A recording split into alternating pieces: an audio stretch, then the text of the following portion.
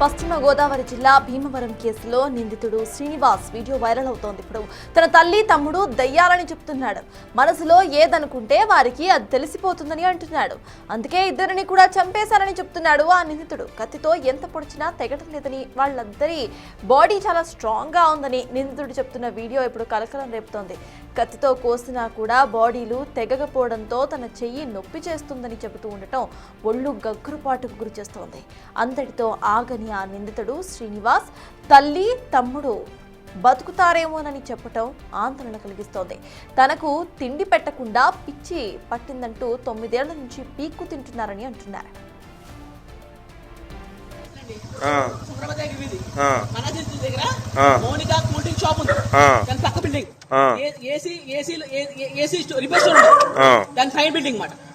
మనుషులు ఏం మాట్లాడుకున్న ప్రతి విషయం తెలిసిపోతుంది వాటికి.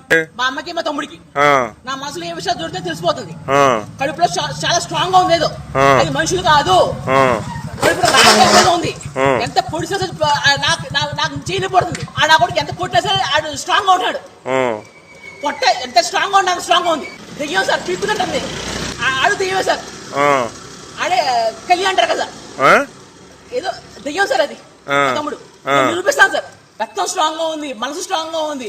అసలు నేను ఎలా పీకు 18 సంవత్సరాలు పీకుతున్నాయి. 9 సంవత్సరాలు దొంగలోటు మారుతున్నారు. నా విషయాలు తెలిసిపోతున్నాయి, నన్ను బెదర కొడుతున్నాయి. నలుగురితో మాట్లాడిన పట్ల నా పిచ్చి అని చెప్తున్నాయి. పిచ్చి 18 రోజులు తిండి కూడా పెట్టట్లేదు నాకు. నా కొంపలో ఒక పోస్ట్ మార్టం చేయాలి సార్. అవి మనుషులు కాదు సార్. కడుపులో స్ట్రాంగ్ గా ఉంది, అది ఏంటో తెలియాలి నాకు. ఎంత ట్రై చేస్తే అట్లా అంత స్ట్రాంగ్ గా ఉంది. ఏం పేరు మీ అమ్మగారి పేరు? గులుపూడి మహాలక్ష్మి.